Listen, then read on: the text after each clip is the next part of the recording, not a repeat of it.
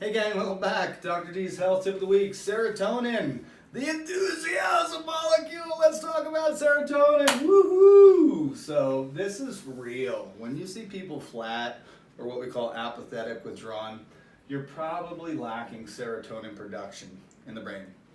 And serotonin, again, dopamine's our ambition and drive, our ability to get things done. But enthusiasm is having the desire to want to do hobbies or professional accomplishments or chase your mate and all that good stuff. So that enthusiasm is really important for enjoying your life. The example I use is if you ask your partner, hey, you want to go out to dinner tonight? Yeah, you choose where we're going. That's lack of serotonin. When you say, yeah, there's this new Chinese restaurant that's doing gluten-free, let's go check it out. That's serotonin, it's that enthusiasm. So what do you need? As usual, we need steady oxygen to the brain. Watch for the low blood pressure. I had a case of 80 over 40 at the pump on the systolic, diastolic blood pressure readings. That caused that patient's depression for 17 years. She actually saw 11 neurologists, a bunch of funk med docs, her primary care. No one was watching her blood pressure. The heart is in the living room here, the brain is in the attic. If we don't have a bump bump at least 100 over 60, we are going to start crashing the production of our serotonin because our drip system is not delivering to the garden bed up here in the brain. Right? We need that blood flow. Also watch for the anemia. You'll watch people's moods crash with anemia, gastric bleed, heavy menstrual flow in a young new menarche woman. Uterine fibroids, all of these sources of bleeding and anemia, a celiac case, are going to crash their feel-good hormone serotonin. Then what about the sleep apnea? Over and over and over again. Don't forget to screen for sleep apnea or ask your doctor, is this the cause of my depression? Sleep apnea as a standalone can cause depression. Then we want to make sure we're doing the steady ketones or the steady glucose. If you are type 2 diabetic and in insulin insensitivity, you're not getting fuel into the cell to create energy to make these neurotransmitters. And then T3 thyroid levels are going to set the pace. Are you making serotonin like this? Or are we finally feeling happy and excited about life, right? So some others, vitamin D is nature's Prozac. When I was at Bastyr and there was one patch of sunlight in the backyard of the campus, all the kids would flock there and feel better in 5 minutes. And that's because UVB rays hit the photoreceptors in your eyes and create vitamin D from cholesterol, and then vitamin D will increase serotonin binding at the serotonin receptor in the brain. So vitamin D is actually doing a natural Prozac, kind of a serotonin reuptake, actually an improved uptake of serotonin. So that's why people feel good. I like to see vitamin D levels, 25 hydroxy vitamin D on your labs around 70. Sometimes I'll go up to 100 and then pull back when people are in severe depression. And then don't forget about estrogen. We talked about progesterone helps bind GABA in the brain.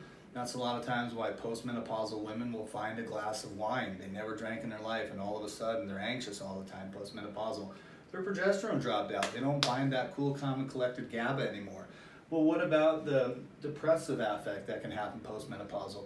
You dropped out your estrogen, now you don't bind your serotonin as well. So really be mindful of your mood and how you're feeling and work with a doc who knows what they're doing on your brain and your hormones as you're going through your menopausal transition. Otherwise, you can be left depressed and anxious.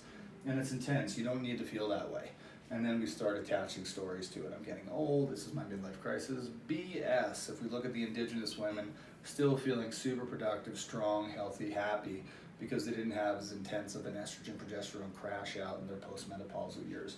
Those adrenals were strong enough to take over for the retiring ovaries. All right, so don't forget that. Watch for serotonin depletion postmenopausal. Then, friends and cofactors of serotonin, there's something called BH4 or tetrahydrobiopterin. This helps make serotonin, B6, B12, folic, B3, 5-HTP, SAMe, St. John's wort.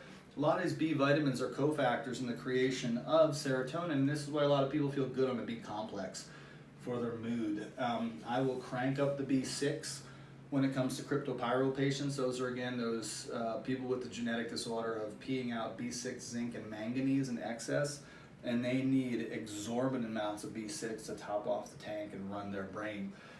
Cryptopyrroles, Carl Pfeiffer in Nutrition and Mental Illness wrote this up in the 60s, 70s, and 80s. Brilliant doc.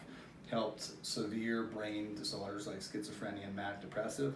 Remember, if it can cause that, it can cause a little bit of depression.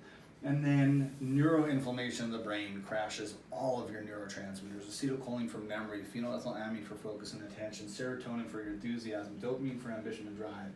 Apnea, type 2, hypoglycemia, type 1 autoimmunity to the pancreas, Hashimoto's, concussion, hypotension, menopause, food sensitivity. My number one symptom of gluten is depression. If I eat a pizza pie, I'm depressed hardcore 3 days. 2 weeks later, my brain starts working again.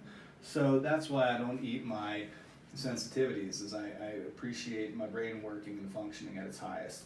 Infection, Lyme, mold, but you could also have MARCoNS, a stubborn staph infection in the nose, or have some kind of bone infection or a compartmental syndrome. So really funky stuff that can slowly but surely chip away at our neurotransmitter production.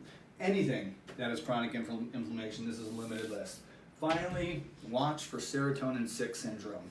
If you're taking an SSRI like Prozac or an NRI like Lexapro, and you start adding some of these natural therapies on, you could be stockpiling too much serotonin and actually get woozy and sick. So if you're on a serotonin supporting medication, never do this alone. Be working with a doctor that understands integrated medicine, mixing the best of both worlds. And that's how we see it. We'll see you in Dr. D's Health Tip of the Week.